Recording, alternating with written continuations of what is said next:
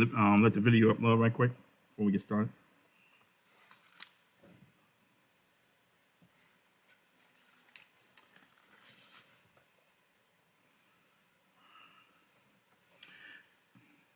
All right. I'm the Shock Exchange, and this is Trump and the GE, where we cover economics, politics, finance, and all things important to the black community. And right now, what's important to the black community appears to be Drake's diss record pursuant to Kendrick Lamar, J. Cole, Metro Boomin, Future, The Weeknd, and likely the whole industry. Everybody's talking about it. So backdrop is that a few weeks ago, Metro Boomin, Future, and Kendrick dropped a song called Like That, and Kendrick was on and he threw shots at Drake and J. Cole, saying he's number one. No such thing as a big three, just big me. Cole responded to Kendrick, threw some shots. Pretty good songs. Really like a love tap. And then they deleted it, saying he didn't want any part of this war. Then Drake came back with some bars yesterday, and everybody's talking about it. It's called Push Ups. It leaked. It seemed like he may have leaked it on purpose just to get the reaction. And I think he got the reaction he was looking for. So I'm going to go and get into it and play the song. This is for critique and commentary only. So.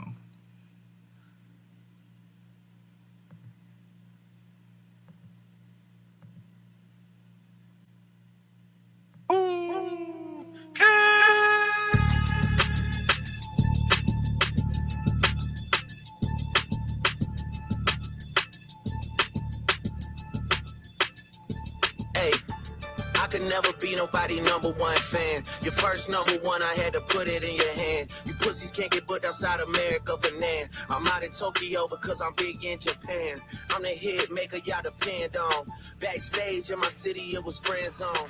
You won't never take no chain off of us. How the fuck you big stepping with a size 7 man's on? Just the part with the bite, nigga, what's up? I know my picture on the wall when y'all cook up. Extortion, baby, hope for red, you can shook up. This top told you drop it, give me 50 like a push-ups. Cool, your last one brick, you really not on shit. They make excuses for you cause they hate to see me lit. Pull your contract cause we gotta see the split. The way you doing splits, bitch, your pants might rip. You better do that motherfucking show inside the bitty. Maroon 5 need a verse, you better make it witty. Then we need a verse for the Swifties. Top say drop, you better drop and give them 50. Pimp squeak, pipe down, you ain't in no big three. SZA got you wiped down, Travis got you wiped down, Savage got you wiped down. Like your label, boy, you in the scope right now. And you gon' feel the aftermath of what I write down. I'm at the top of the mountain, so you tight now. Just to have this talk with your ass, I had to hike down. Big difference between Mike then and Mike now. What the fuck is this, a 20v1, nigga? What's a prince to a king? He a son, nigga. Get more love in the city that you from, nigga. Metro, shut your whole ass up and make some drums, nigga. Yeah, I'm the sixth guy, I'm the front runner. Y'all nigga manager was Charles' little blunt runner. Playing a 6 and you boys ain't even come from it. And when you boys got rich, you had to run from it. Cash blowing, able bread out here tricking. Shit we do for bitches, he doing for niggas. Jets, whips, chains, wiki.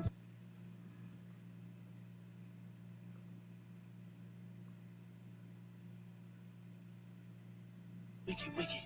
Spin it like you tryna fuck, boy, you trippin', Drizzy Chippendale, probably got your bitch Chanel. I just got undone, boy, don't make me a dippin' nail. Rolling loud stage, I would turn, that was slick as hell. Shit'll probably change if his BM start to kiss and tell.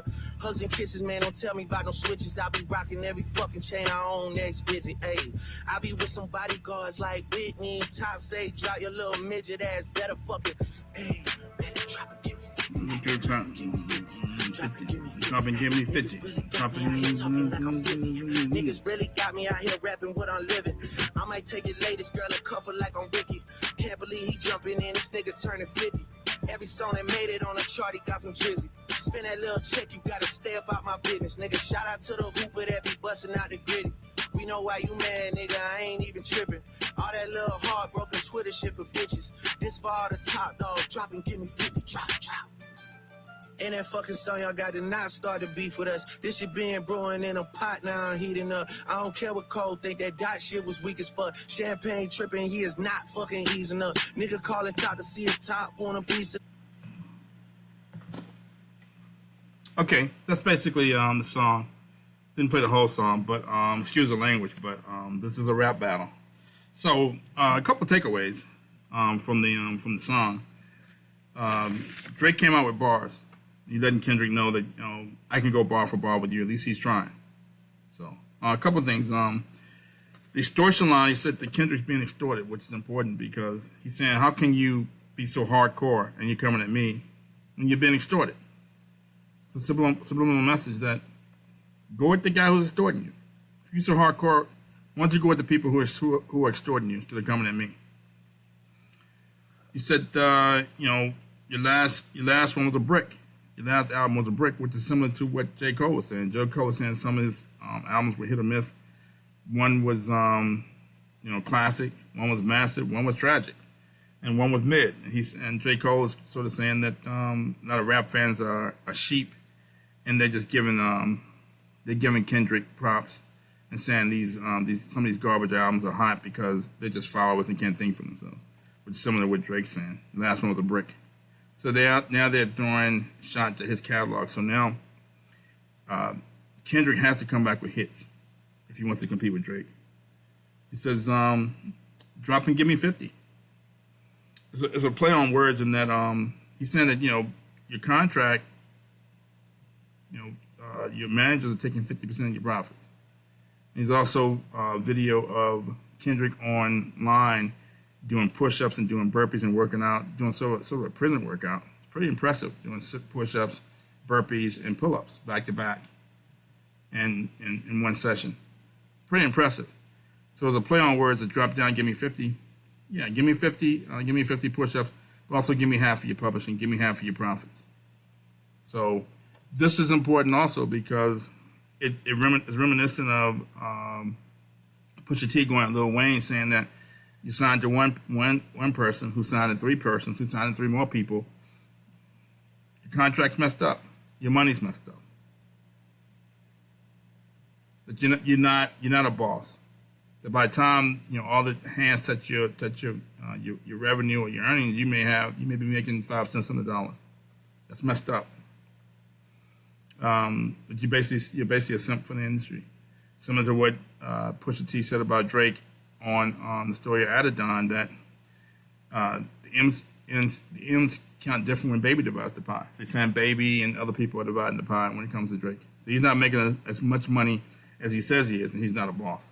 Similar to what Drake is saying about Kendrick. You're not a boss. If somebody taking half your publishing, half your revenue, then you're getting extorted. You think you want to deal with that before you come for me. So now I think he's exposed a chink in Kendrick's armor.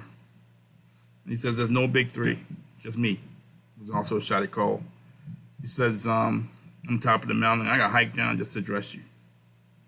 This is that boss talk. This is that alpha male talk that all rap fans understand. They all recognize when they see it, from Run DMC to Houdini to LL Cool J to Kool Moe Dee to Nas, Jay-Z. This is that boss talk. This is that alpha male talk. This is Eric B. and Rakim. And Drake's got it. I guess he's earned it over the years from all the women he's been with, all the #1 hits, all the money he's made, and all the fame he's had. He's been hit maker for the past 10, 15 years. So I think early in his career he may have been play acting. He sounds kind of believable here with that alpha male talk. He says 20 versus 1. Basically, I'm going against 20 people, and this is important because this is what part of being a man is. Whether Drake wins or not or loses is not the point. I don't know Drake that well. Don't really think a lot of women like his music, but I respect him now because he's going against 1 on 20. And part of being a man is not to be fearless, but to actually have fear and know you're going to get punished. Like playing high school football down south, for coming of age sport. You know you're going to get your clock clean. You know you're going to get your bell rung, but you go out there anyway. And you face your fears. Whether Drake wins or not, I think he got a lot of people respected. He's going at Kendrick and Future and Metro Boomin and J. Cole and Rick Ross. You basically have, and J. Cole, you got all the whole state of North Carolina. Rick Ross, Georgia down to Miami. Metro Boomin and Future. They got Atlanta sewn up. And Kendrick's got LA. So you got one guy who's not from this country going at people in major cities. Whole state of North Carolina, Atlanta, Miami, and LA, and not backing down. He's standing 10 toes down. Saying, come get it. He says, I get more love in your city than I get more love in the city that you're from. That's a big line. I get more love in LA than you do, Kendrick, and you're from LA. That's a big statement. And he puts Kendrick in a box in that if Kendrick even responds to it, he's giving life to it. He gives credence to the statement. So Kendrick almost can't respond to it. The statement's so ridiculous and so over the top that who would believe it? I'm not from LA, so who would believe that Drake gets more love in LA than Kendrick? Who would believe that? So if Kendrick responds to it, he's giving credence to it, that the statement's not ridiculous. And he gives life to it. And I heard a podcast with between WAC 100 and DJ Academics earlier today. And DJ Academics brought this point up. And WAC 100 said there's no way that Drake can move around LA the way Kendrick does. He doesn't get more love in LA than Kendrick does. But the fact that he even considered the question, I think is a win for Drake. The fact that he would even consider this outlandish statement is a win for Drake. That WAC 100 even responded to it. It gives credence to the notion that Drake gets more love in the city than in the city where Kendrick's from. Kendrick's respond to it, he's done. I think it's best to him not even address the topic. Don't even dignify with the response. If he responds to it, he gives credence to it, which is a big statement for somebody who's not even from this country, from Toronto. He said, you got me out here rapping when I'm living. You got me out here talking that boss talk. You made me get in the studio and spit bars. You made me get in the studio, which is what rap fans want. They don't want these pop songs. They want people in the studio spitting bars. And the competition in hip-hop is what elevates everybody's level, whether it's Rakim, Nas, Jay-Z, Big Daddy Kane, Kool Moe Dee versus LL. Kool Moe Dee made LL step up his bar game. He made LL compete in the booth. This is the competition. What elevates everybody's game. And I think fans who want bars are going to get bars from J. Cole, Kendrick, and Rick Ross, and from Drake. This is what real rap fans want. You made me go in the studio and rap about what I'm living, which is what we want to hear. We don't want to hear any more love songs. Best I ever had, best I ever had, best I ever. You want to be an R&B singer? Go sing R&B. Now Drake is giving us bars, and you're making me rap about what I'm living, all the girls I have, all the money I'm making. I'm popular in Japan. You can't sell an album abroad, but I'm popular in Japan. Facts. He mentioned Kendrick's wife, Whitney, who understands his name, Whitney. So he went there again. He went there about made a line about Virginia Williams and his beef. I wouldn't call it beef. I wouldn't call it a fight. I think Pusha T was fighting. Drake's head was just getting in the way. But he said something about Virginia Williams, which, it became no holds barred. And then Pusha T went there. He addressed Drake's identity issues, talked about his mama, talked about his daddy, talked about his baby mama, talked about his son. And Pusha T addressed probably two women, the most important woman in Drake's life, which is his mother, and the other woman we weren't aware of, the baby mama. So he's basically forcing Kendrick to respond now. Talk about Kendrick's right. Kendrick has to respond. He also talked about Metro Boomin. He made a slick line about Metro Boomin. Shut up and go make some drums. So Metro Boomin doesn't rap, but Kendrick does. So when he talks about your producer, now forces Kendrick to respond. When he talks about Kendrick's wife, it forces Kendrick to respond. We talked about Pusha T's fiance. Pusha T had to respond. We talked about Pusha T's producer and Kanye. Pusha had to respond. I don't think this was a good idea at all, I don't think it made the song any better or worse than putting. I don't think it made the song any better by putting Kendrick's wife's name in the diss track. So I think that was a mistake right there on Drake's part. It didn't really add much to the song, but it could add fuel to Kendrick's fire. So here are my that's broad points. Here are my 5 takeaways from the diss track. 1, Kendrick's being distorted. It makes Kendrick look kind of weak. That they're taking 50% of your publishing, 50% of your revenue. If you're being extorted, you got all this energy, and you got all this rah-rah for me. Where's the rah-rah for the guy extorting you, or the guys extorting you? So you maybe not the street guy you claim to be. He said, "I put a number 1 in your hand." So you, I guess he's referring to Drake and Future and maybe Kendrick. That when I got on the song, you became number 1. So I'm helping you make hits that you can't get on your own. He said you can't get booked abroad. I'm big in Japan, which I already alluded to. I'm worldwide. You're local. And it's hard to argue with that. And so you're not a big stepper, you're too small. We're a size 7 shoe, you're not a big stepper. Kendrick has to prove something now.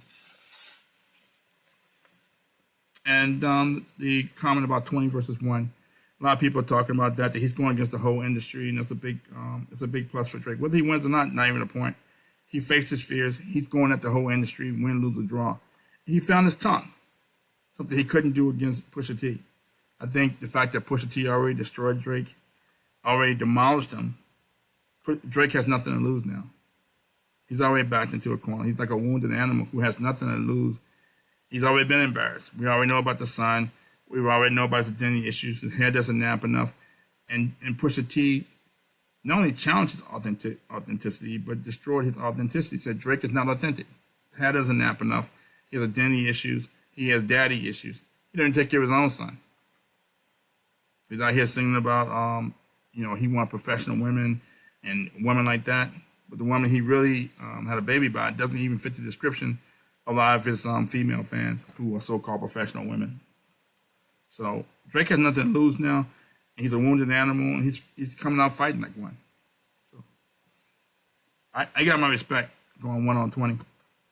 So we'll see where it goes. But thank you for listening. Thank you.